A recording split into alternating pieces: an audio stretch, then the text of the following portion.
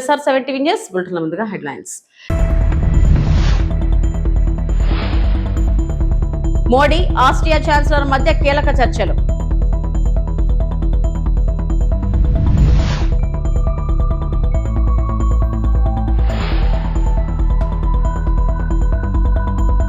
లోక్సభలో డిలిమిటేషన్ మహిళా రిజర్వేషన్ బిల్లులు విపక్షాల వ్యతిరేకత.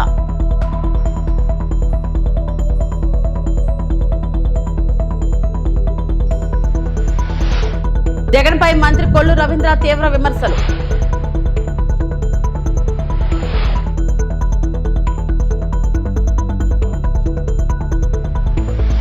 న్యూఢిల్లీలోని హైదరాబాద్ హౌస్ లో భారత ప్రధానమంత్రి Narendra Modi Austria chancellor Christian స్ట్రాకర్లతో ప్రతినిధి స్థాయి చర్చలు నిర్వహించారు. ఈ సమావేశంలో ద్వైపాక్షిక సంబంధాల బలోపేతం, వాణిజ్యం, పెట్టుబడులు, సాంకేతిక రంగాల్లో సహకారం వంటి అంశాలపై విస్తృతంగా చర్చించారు. రెండు దేశాల మధ్య సహకారాన్ని మరింత విస్తరించే దిశగా కీలక నిర్ణయాలు తీసుకునే అవకాశాలు ఉన్నట్లు సమాచారం. ఈ సమావేశం భారత ఆస్ట్రియా సంబంధాలకు మరింత బలం చేకూర్చనుంది.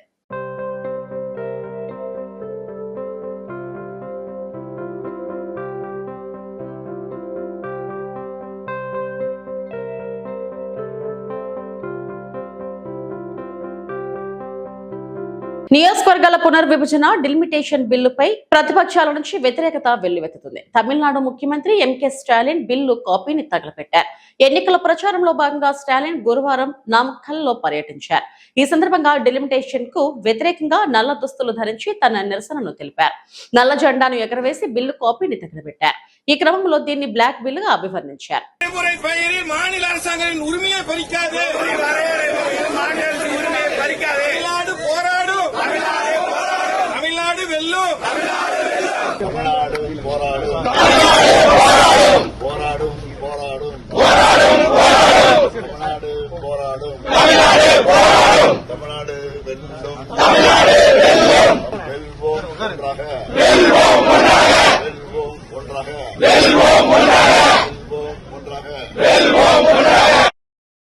தொகுதி வரைமுறை பெயரில் மாநில அரசாங்கத்தின் உரிமையை பறிக்காது. தமிழ்நாடு போராடும், தமிழ்நாடு வெல்லும், தமிழ்நாடு வெல்லும், பறிக்காதே. தொகுதி வரைமுறை பெயரில் மாநில அரசாங்கத்தின் உரிமையை பறிக்காது. தமிழ்நாடு போராடும், தமிழ்நாடு வெல்லும், தமிழ்நாடு போராடும், போராடும், தமிழ்நாடு போராடும், தமிழ்நாடு வெல்லும், வெல்வோம் ஒன்றாக,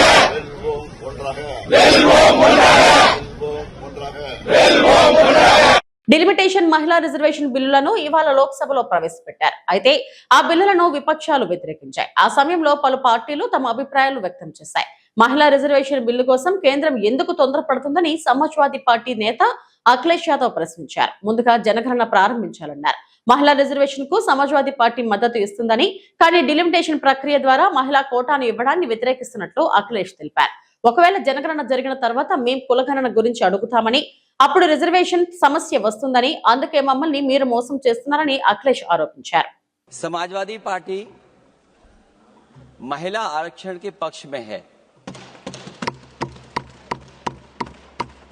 और समाजवादी पार्टी का इतिहास रहा है कि हम लोगों ने हमेशा महिलाओं को आगे बढ़ाने के लिए काम किया है.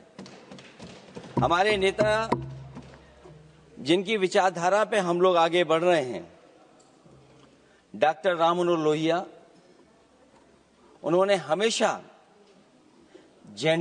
जेंडर जस्टिस और सोशल जस्टिस की बात की है. हम समाजवादी लोग जेंडर जस्टिस और सोशल जस्टिस के पक्ष में हैं और महिलाओं का आरक्षण 33% हो उसके भी पक्ष में हम लोग बोल रहे हैं. और ये लड़ाई हमारी निरंतर चल रही है और कहीं न कहीं आरक्षण हमारी पीढ़ी के आह्वान को और मजबूत कर रहा है. लेकिन जिस तरह की बातें हमें सुनने को मिल रही हैं, अब भारतीय जनता पार्टी नारी को नारा बनाने की कोशिश कर रही है. भारतीय जनता पार्टी మాజీ సీఎం జగన్మోహన్ రెడ్డిపై మంత్రి కొల్లు రవీంద్ర తీవ్ర ఆగ్రహం వ్యక్తం చేశారు. గురువారం మీడియాతో మాట్లాడుతూ జగన్ బ్రతుకే ఒక అరాచకమని విమర్శించారు. 5 ఏళ్లు నిధులు బిల్లులు ఇవ్వకుండా జువ్వల దిన్నే హార్బర్ ను అడ్డుకుని మత్స్యకారుల పొట్ట కొట్టిన వ్యక్తి జగన్ అంటూ వ్యాఖ్యానించారు. ఫిషింగ్ హార్బర్లలో ఎస్టిమేట్లు పెంచి కమిషన్లు కొట్టేశారని ఆరోపించారు. తాము శరవేగంగా పోర్టులు ఫిషింగ్ హార్బర్లను నిర్మిస్తున్నామని, పూర్తి మౌలిక సదుపాయాలతో జువ్వల దిన్నే ఫిషింగ్ హార్బర్ ను పూర్తి చేస్తున్నామని మంత్రి తెలిపారు. మత్స్యకారులకు స్థానం లేకుండా చేయాలని ఒక దుష్ప్రచారానికి జగన్మోహన్ రెడ్డి రెచ్చగొట్టే కార్యక్రమాలు చేస్తూ ఉన్నాడు. నిజంగా ఇది చాలా దురదృష్టకరం. అక్కడ ఫిషింగ్ హార్బర్ నిర్మాణం వాళ్ళకి బిల్లులు ఇవ్వకుండా, ఆ పనులు కంప్లీట్ అవ్వకుండా ఆ ఫిషింగ్ హార్బర్ని వెనక్కి నెట్టినటువంటి వ్యక్తి జగన్మోహన్ రెడ్డి. ఇది అవునా కాదా? అదే కాకుండా ప్రభుత్వం వచ్చిన తర్వాత కూటమి ప్రభుత్వం పనులు వేగవంతంగా చేస్తుంది. ఇంకా కొద్ది పనులు మిగిలి ఉన్నాయి. అక్కడ 901 మీటర్ల లెంత్లో జెట్టీని నిర్మాణం చేయడం జరిగింది. అక్కడ ఫిష్ ల్యాండింగ్ సెంటర్ కానీ, అక్కడ కోల్డ్ స్టోరేజెస్ కానీ, వాళ్ళకి కావాల్సినటువంటి వలలు కానీ, ఇవన్నీ కూడా భద్రపరచుకోవడానికి గదులు కానీ, అక్కడ ఒక సొఫిస్టికేటెడ్ ఫిషింగ్ హార్బర్ నిర్మాణం జరిగింది. దాన్ని తీసుకెళ్ళి వేరే సాగర్ సొసైటీ, సాగర్ డిఫెన్స్ వాళ్ళకి ఇచ్చేస్తున్నారని చెప్పి ఒక దుష్ప్రచారం చేయడానికి, అంటే అక్కడ మత్స్యకారుల్ని రెచ్చగొట్టడానికి. ఇలాంటి దుర్మార్గమైనటువంటి ఆలోచన ఉన్నటువంటి వ్యక్తి నిజంగా మత్స్యకారులు పొట్టకొట్టినటువంటి వ్యక్తి జగన్మోహన్ రెడ్డి. ఫిషింగ్ హార్బర్లో ఎస్టిమేట్లు పెంచేసి దాంట్లో కమిషన్లు దండుకున్నటువంటి వ్యక్తి జగన్మోహన్ రెడ్డి. అదే కాకుండా ఆ రోజున మరి చూసాం, జీవో నెంబర్ 217, అంటే తరతరాలుగా మత్స్యకారుల హక్కులుగా ఉన్నటువంటి చెరువుల్ని కొట్టేయడానికి నీ అన్యాయాలతో ఆ జీవో నెంబర్ 217 తీసుకొచ్చావు. మరి మా కూటమి ప్రభుత్వం వచ్చిన వెంటనే ఆ జీవో నెంబర్ 217ని రద్దు చేశాం. మళ్ళీ మత్స్యకారులకి ఆ భూములు చెందేలాగా చేశాం.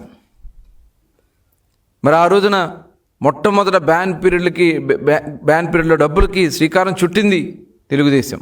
అనకాపల్లి జిల్లా నర్సీపట్నంలో అత్యాధునిక అగ్నిమాపక వాహనాన్ని ప్రారంభించారు. స్థానిక ఫైర్ స్టేషన్ లో నిర్వహించిన కార్యక్రమంలో స్పీకర్ చింతకల అయ్యన్న పాత్రుడు, ఆయన సతీమణి పద్మావతి, డీసీసీబీ చైర్మన్ కోన తాతారావు పాల్గొన్నారు.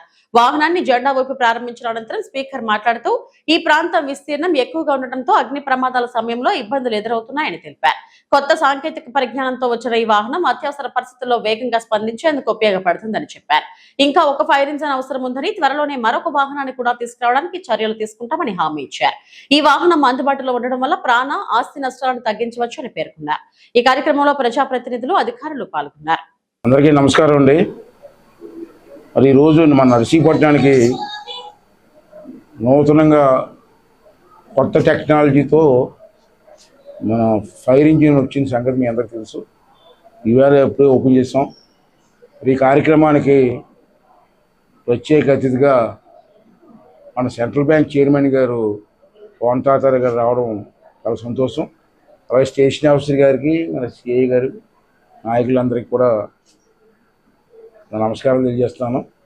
మీ అందరికీ తెలుసు, నర్సీపట్నం రూరల్ ఏరియాకి అంటే ఇప్పుడంటే బిల్డింగ్స్, హౌసింగ్ బోర్డు ఇల్లు వచ్చాయి, కానీ పూర్వం అన్ని ఊర్లో కూడా ఇంచుమించు కమల ఇల్లు ఉండి మనకి ఎక్కడ ఫైర్ యాక్సిడెంట్ అయినా చాలా ఇబ్బంది పడేవారు, చాలా ఆస్తి నష్టం అవుతూ ఉండేది. అంచేత ప్రభుత్వాలు వచ్చిన తర్వాత ఏ ప్రభుత్వాలు వచ్చినా ఇటువంటి ఆస్తి నష్టాలు జరగకుండా ఇమీడియట్గా ఆదుకోవాల్సిన అవసరం ఉంది. దాని మీద గత ప్రభుత్వాలు కానివ్వండి, మన ప్రభుత్వాలు ఉన్నప్పుడు కానివ్వండి, ఫైర్ స్టేషన్ ఇంప్రూవ్ చేయాలని చెప్పి ఒక నిర్ణయం తీసుకోవడం జరిగింది. పూర్వం నర్సీపట్నంలో చిన్న చిన్న వ్యాన్లు ఉండి, మీకు తెలుసు ఇక్కడ నర్సీపట్నం దగ్గర చుట్టుపక్కల ఇక్కడ సీలేరు దగ్గర నుంచి ఇటుపక్క ఏజెన్సీ వరకు, రావికాతం వరకు ఇవన్నీ కూడా ఫైర్ స్టేషన్ లేవు. ఒక నర్సీపట్నమే.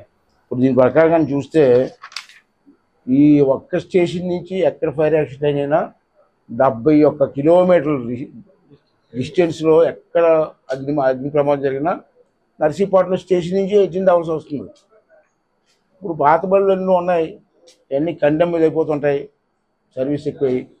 అంచేత అప్పుడెప్పుడో నేను ఒకసారి లెటర్ రాశాను, ఒక అవసరం అని చెప్పి లెటర్ రాసినప్పుడు మరి ప్రభుత్వం అన్నీ స్పందించి కొత్త బండి కొత్త టెక్నాలజీతో వచ్చింది, చాలా సంతోషం. అయితే నేనేమంటానంటే మళ్ళీ ఒక ప్రభుత్వాన్ని దృష్టికి తీసుకెళ్ళి ఒక నిర్ణయం తీసుకున్నాను. ఇక్కడ 2 బళ్ళు ఉండాలి కంపల్సరీగా. ఇప్పుడు ప్రస్తుతం మన దగ్గర ఒకటే ఉంది, కొత్తగా వచ్చింది, ఇది కండెమ్ అయిపోద్ది. ఇంకా అందుకని ఎక్కువ దూరం వెళ్దాం, దగ్గరికి వెళ్ళాలి కానీ అంటే ఇది కండెమ్ చేసి కొత్త బండి తీసుకొస్తే బాగుంటుంది ఒక నిర్ణయానికి వచ్చాం. త్వరలోనే 2వ బండి కొత్త బండి తీసుకొస్తే. గుడివాడ ప్రభుత్వ ఆసుపత్రిపై సోషల్ మీడియాలో జరుగుతున్న ప్రచారంపై హాస్పిటల్ కమిటీ తీవ్రంగా స్పందించింది. గత కొన్ని రోజులుగా సైకిల్ స్టాండ్ ఏర్పాటుతో పాటు ఇతర సౌకర్యాలపై వాట్సాప్ వేదికగా కొందరు తప్పుడు కథనాలను సృష్టిస్తున్నారని కమిటీ సభ్యులు ఆవేదన వ్యక్తం చేశారు. ప్రభుత్వ సంస్థల ప్రతిష్టను దెబ్బతీసేలా వ్యవహరిస్తున్న గ్రూపులపై కఠిన చర్యలు తీసుకోవాలని వారు కోరుతున్నారు. విషయాన్ని డిసిహెచ్ఎస్ గారి యొక్క అనుమతితో వాళ్ళ యొక్క ఆర్డర్ కాపీతోనే మనము ఇప్పుడు ఇవ్వటం జరిగినది. సో వాళ్ళు మార్నింగ్ వచ్చిన దగ్గర నుంచి కూడా వెహికల్ పెట్టి మళ్ళీ వెహికల్ వారు పని అంతా అయిపోయిన తర్వాత తీసుకువెళ్ళే వరకు కూడా 10 రూపాయలు మాత్రమే. ప్రతి 2 గంటలకి 10 రూపాయలు అనేది కాదండి. అలాగే దాన్ని వాళ్ళు అడ్వాన్స్గా కట్టి మనకి హెచ్డిఎస్ లో డిపాజిట్ చేస్తాము ఆ మనీని. అలాగే ఇప్పుడు ఈ వెహికల్కి వాళ్ళు ప్రైవేట్ కాంట్రాక్ట్స్ తీసుకుని వాళ్ళ వెహికల్కి జాగ్రత్తగా వాళ్ళకి మళ్ళీ అందజేయటం జరుగుతుంది. అలాగే వాళ్ళు మనకి ప్రతి నెల మినిమం అమౌంట్ ఇంతని మనకి హాస్పిటల్ హెచ్డిఎస్లో వాళ్ళు కట్టేస్తారు. ఆ మనీని అంతని హాస్పిటల్ డెవలప్మెంట్స్కే వాడటం జరుగుతుంది. ఇది ఏది చేసినా కూడా ప్రతిదీ రూల్స్ జీవో ప్రకారమే పైన అధికారుల యొక్క మద్దతుతోనూ అలాగే మన శాసనసభ్యుల వారి యొక్క మద్దతుతోనూ అన్నీ చక్కగా జరుగుతున్నాయండి. ఎందుకంటే ఇలా పెట్టడం వలన ఉపయోగం ఏంటంటే వాళ్ళ వెహికల్స్కి ఫుల్ సెక్యూరిటీ ఉంటుందండి. అలాగే మనకి ఆ వెహికల్స్కి ఎంతసేపు వాళ్ళ. అందరికీ నమస్కారం. Gudivada government hospital advisory board acting చైర్మన్గా ఉన్న నేను గుడివాడ జోన్స్ దయానందని. ఈ మధ్య తరచుగా హాస్పిటల్ మీద దురుద్దేశంతో వాట్సాప్ మీడియాలో ఎక్కువ దురుద్దేశంతో కూడిన కథనాలు వస్తున్నాయి. ఇవాళ పొద్దున కూడా హాస్పిటల్ యొక్క సైకిల్ స్టాండ్ మీద వాట్సాప్ గ్రూపులో ఒక విషయం విన్నాము. దాని మీద వివరణ ఇవ్వడానికి గాను హాస్పిటల్లో అడ్వైజరీ బోర్డు సూపరింటెండెంట్ గారు, ఆర్ఎంఓ గారు, మెయిన్ స్టాఫ్ అంతా కూడా కూర్చొని ఒక వివరణ ఇద్దామన్న ఆలోచనలో ఉన్నాం. మేము అడ్వైజరీ బోర్డు కమిటీ ఫామ్ అయిన తర్వాత జరిగిన పరిణామాల్లో గుడివాడ హాస్పిటల్లో ఒక దాదాపు 6 బళ్ళు పోయినాయి. అది 1 టౌన్లో కంప్లైంటు, 2 టౌన్ కంప్లైంటు. సూపరింటెండెంట్ గారు మేము పర్సనల్గా సిఐ గారితో మాట్లాడి డిఎస్పి గారికి చెప్తే వాళ్ళు మేము ఎంతవరకు చూస్తున్నామండి, మీరు కూడా మీ యొక్క హాస్పిటల్ ఆవరణలో భద్రత కల్పించుకోవాలి మీరన్న విషయం దాని మీద గౌరవ శాసనసభ్యులు వెనుగండ్ల రాము గారిని అందరం వెళ్ళి కలవగా ఆయన యొక్క ఆదేశానుసారం గవర్నమెంట్ నామ్స్ ప్రకారం డిసిహెచ్ఎస్ అంటే district coordinator for hospital services వారి యొక్క అనుమతితో అడ్వైజరీ బోర్డు తీర్మానంతో హాస్పిటల్ సైకిల్ స్టాండ్ యొక్క నిర్ణయం తీసుకుంటాం జరిగినది. వేరే బయట పర్సన్స్కి టెండర్ పిలువగా 2 వచ్చారు. 2లో ఒకళ్ళకి హాస్పిటల్లో సైకిల్ స్టాండ్ ఇవ్వడం జరిగినది. పొద్దున వాట్సాప్లో వచ్చిన విధంగా ప్రతి 2 గంటలకి 10 రూపాయలు తీసుకుంటూ అన్నారు అన్న వార్త వచ్చింది. అది పూర్తిగా అవాస్తవం.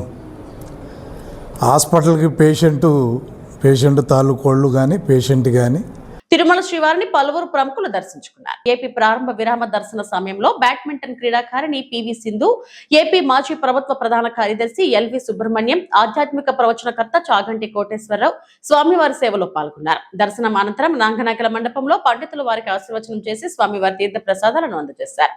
అనంతరం మీడియాతో మాట్లాడిన చాగంటి కోటేశ్వరరావు, ప్రపంచవ్యాప్తంగా యుద్ధ వాతావరణం నెలకొంటే నారాయణుడి దయతో భారత్ ప్రశాంతంగా ఉందన్నారు.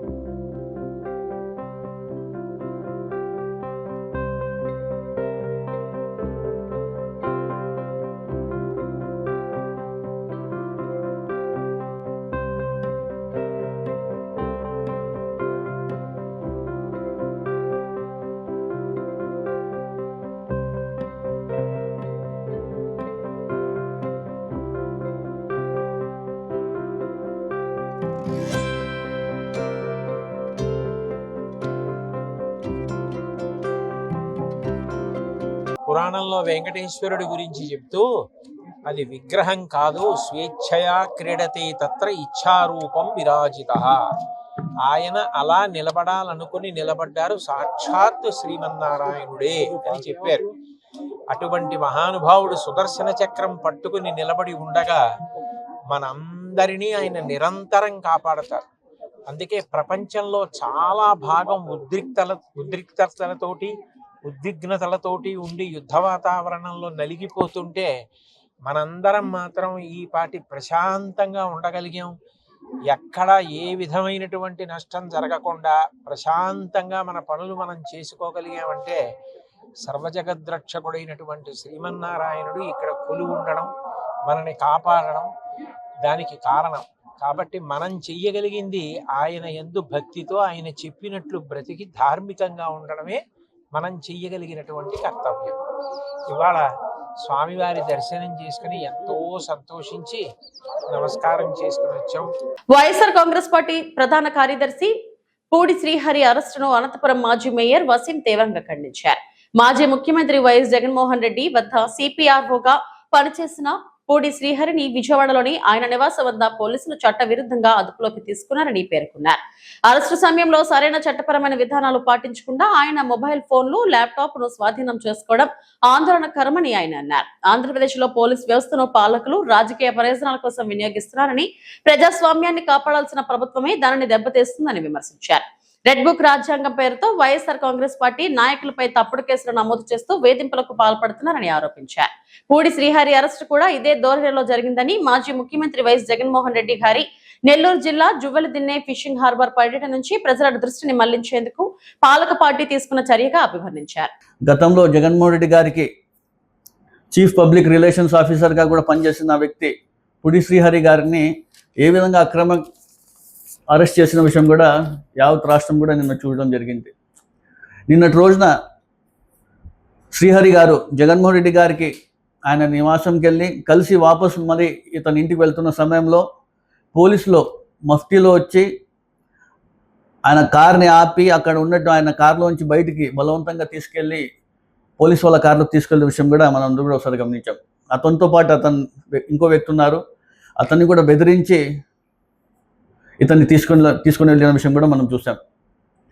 ఇతను తీసుకొని వెళ్ళడమే కాకుండా మరి కొంతమంది పోలీసులు శ్రీహరి వారి ఇంటికి వెళ్ళి ఇంట్లో సోదాలు చేసిన విషయం కూడా మనందరూ కూడా ఒకసారి గమనించాం. కుటుంబ సభ్యులందరూ కూడా ఎక్కడ తీసుకెళ్లారు, ఎందుకు తీసుకెళ్లారంటే కన్నా ఏం చెప్పకపోవడం కూడా ఏ విధమైన రాజ్యాంగం వీళ్ళు నడిపిస్తున్న విషయం కూడా ప్రజలందరూ కూడా ఒకసారి గమనించాల.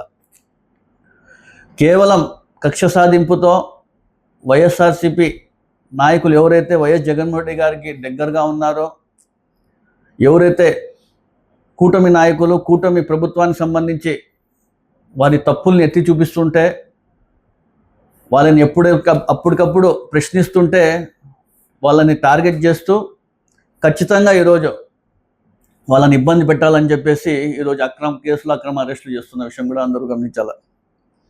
అసలు పోలీస్ వ్యవస్థ ఉందా లేదా అని కూడా అనుమానం కలుగుతుంది ఈరోజు. అసలు పోలీస్ అనేవారు న్యాయం వైపు ఉండాలి. కేవలం వాళ్ళు కూటమి ప్రభుత్వానికి చూసుకొని ఏ విధంగా కూటమి నాయకులు చెప్తున్నారో ఆ విధంగా ముందుకు పోతున్న విషయం కూడా ప్రజలందరూ కూడా ఒకసారి గమనించాలని తెలియజేస్తున్నాను. అదేవిధంగా నిన్నటి రోజున జగన్మోహన్ రెడ్డి గారు నెల్లూరు జిల్లా జువెల్ దిన్నాకి షిప్పింగ్ హార్బర్కి సంబంధించి అక్కడ అన్యాయాలకు గురవుతున్నారని చెప్పేసి కూడా అక్కడ వెళ్ళడం జరిగింది. ఎక్కడైతే ఆయన వెళ్తారో జనం ఏ విధంగా వస్తున్నారో, జనసముద్రం ఏ విధంగా ఉందో కూడా ప్రజలందరికీ తెలుసు. వేసవి దృష్ట్యా అగ్ని ప్రమాదాలు సంభవించకుండా తీసుకోవాల్సిన జాగ్రత్తలపై అవగాహన కల్పిస్తూ అగ్నిమాపక వారోత్సవాలు అనంతపురం పట్టణంలో జరుగుతున్నాయి. అనంతపురం పట్టణంలో నిర్వహించిన వారోత్సవాల్లో అగ్ని ప్రమాదాలు సంభవించినప్పుడు తీసుకోవాల్సిన జాగ్రత్తలపై పాఠశాల విద్యార్థులకు, అపార్ట్మెంట్లలో నివసిస్తున్న ప్రజలకు అవగాహన కల్పిస్తున్నారు. అపార్ట్మెంట్లలో అగ్ని ప్రమాదాలు జరిగినప్పుడు ఎలాంటి చర్యలు తీసుకోవాలి అని కళ్ళకు కట్టినట్లు చేసి చూపించారు. అలాగే వంట ఇంట్లో గ్యాస్ లీక్ అయినప్పుడు జరిగే ప్రమాదాల నుంచి తీసుకోవాల్సిన జాగ్రత్తలను అగ్నిమాపక శాఖ సిబ్బంది వివరించారు. అనంతపురం పట్టణ ప్రజలకి అనంతపురం అగ్నిమాపక శాఖ తరపున శుభాభివందనాలు తెలియజేసుకుంటూ ఏప్రిల్ 14th నుండి 20th వరకు అగ్నిమాపక వారోత్సవాల్లో భాగంగా ఈరోజు అపార్ట్మెంట్స్లో, రాష్ట్ర వ్యాప్తంగా అపార్ట్మెంట్స్లో చేస్తున్నారు. అందులో భాగంగా అనంతపురంలో కూడా మనకి ఈ పద్మావతి ఎన్క్లేవ్ అని చెప్పేసి, తర్వాత ఈ పక్క అపార్ట్మెంట్లు, వీళ్ళందరూ కలిసి ఇక్కడ ప్రజలంతా వచ్చినారు.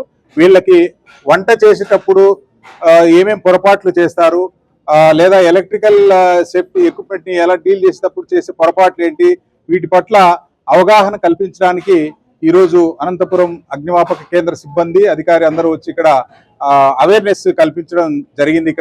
ఇక్కడ వంట చేసేటప్పుడు ముఖ్యంగా ఈ యొక్క గ్యాస్ సిలిండర్ని ఎక్కడ ప్లేస్ చేసుకోవాలి, గ్యాస్ లీక్ అయినప్పుడు ఏం చేయాలి, గ్యాస్ ఒకవేళ లీక్ అయినప్పుడు ఎక్కడ ఎలక్ట్రికల్ లైట్లు ఆన్ చేయాలా, ఆఫ్ చేయాలా, లేదా డోర్స్ ఓపెన్ చేయడము, విండోస్ ఓపెన్ చేయడము, అదేవిధంగా ఎటువంటి స్విచ్ ఆపరేషన్లు చేయకుండా ఉండడము, ఇటువంటి కార్యక్రమాలన్నింటినీ కూడా వీళ్ళకి విశదీకరించి ప్రాక్టికల్గా వాళ్ళతో కూడా చేపించి అవగాహన కల్పించడం జరుగుతుంది. ముఖ్యంగా ఏంటంటే ఈరోజు మనము ఒకవేళ ఈ అపార్ట్మెంట్లో ఏదైనా ఫైర్ అయ్యి, ఇప్పుడు చాలా చోట్ల కొంతమంది అక్కడ ఉన్నటువంటి మార్గాలు బ్లాక్ అయిపోవడం వల్ల ఏం చేయాలో తెలియక కొంతమంది పైనుంచి కిందికి దూకేస్తున్నారు. అట్లా దూకి కింద పడి చనిపోవడం ఇవి కూడా జరుగుతుంది. అట్లా జరగకుండా ఇప్పుడు మనకి డెమాన్స్ట్రేషన్ కూడా ఇక్కడ చేస్తున్నాం. మేము పైనుంచి కిందికి మన దగ్గర అందుబాటులో ఎటువంటి నిచ్చెన కానీ ఎటువంటి స్టెప్స్ కానీ లేనప్పుడు ఒక చీరల సహాయంతో, ఎందుకంటే ముఖ్యంగా మా డీజీ గారు పివి రమణ గారు యొక్క వినూత్నంగా జరపాలి ఈసారి అని చెప్పి ఆదేశించడం వల్ల ఇటువంటివి కూడా మేము ధైర్యం చేసి చేస్తున్నాము. పబ్లిక్ని పైనుంచి కూడా కిందికి దించడం, ఏదైనా ఎమర్జెన్సీలో ఒక చీరలను ఉపయోగించి పైనుంచి కిందికి ఎలా దిగి రావాలి, లేదా పంచెల్ని తాడులాగా ఉపయోగించి పైనుంచి కిందికి ఎలా దిగి రావాలి అనేది డెమాన్స్ట్రేషన్ చేసి కూడా ఇప్పుడు చూపిస్తున్నాం. ఆంధ్రప్రదేశ్ తీర ప్రాంతంలో సాగర్ కవచ్ ఎక్సర్సైజ్ విజయవంతంగా ముగిసింది. మెరైన్ పోలీసులు, కోస్ట్ గార్డ్, నేవీ ఆధ్వర్యంలో ఏప్రిల్ 14, 15 తేదీల్లో 2 రోజుల పాటు ఈ విన్యాసాలు నిర్వహించారు.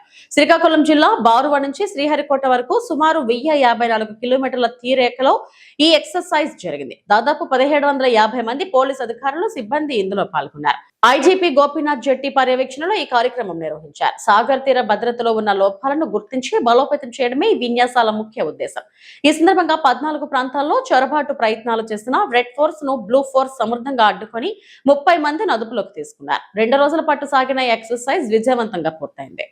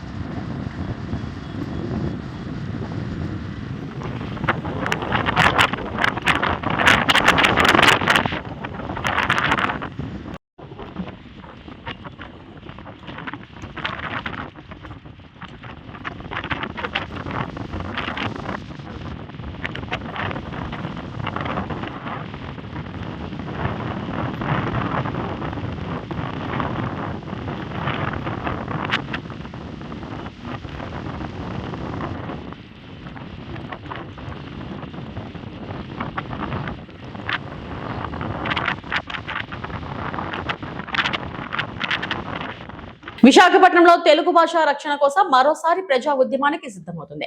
తెలుగు దండు గురువారం జరిగిన విలేకరుల సమావేశంలో సంస్థ అధ్యక్షుడు పరవస్తు సూరి మాట్లాడుతూ మాతృభాష అభివృద్ధిపై ప్రభుత్వం మాటలు మాత్రమే చెబుతుందని విమర్శించారు.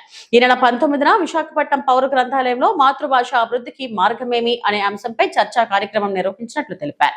ఈ కార్యక్రమంలో కవులు, కళాకారులు, సాహితీవేత్తలు, భాషాభిమానులు పెద్ద సంఖ్యలో పాల్గొని తమ సూచనలు ఇవ్వనున్నట్లు చెప్పారు. పలువురు ప్రముఖులు గౌరవ అతిథులుగా హాజరు కానున్నారని వెల్లడించారు. మాతృభాష మనుగడ కోసం భవిష్యత్ కార్యాచరణను నిర్ణయించి ప్రజా ఉద్యమాన్ని మరింత బలోపేతం చేస్తామని తెలిపారు. ఈ కార్యక్రమంలో భాషాభిమానులు అధిక సంఖ్యలో పాల్గొనాలని పిలుపునిచ్చారు.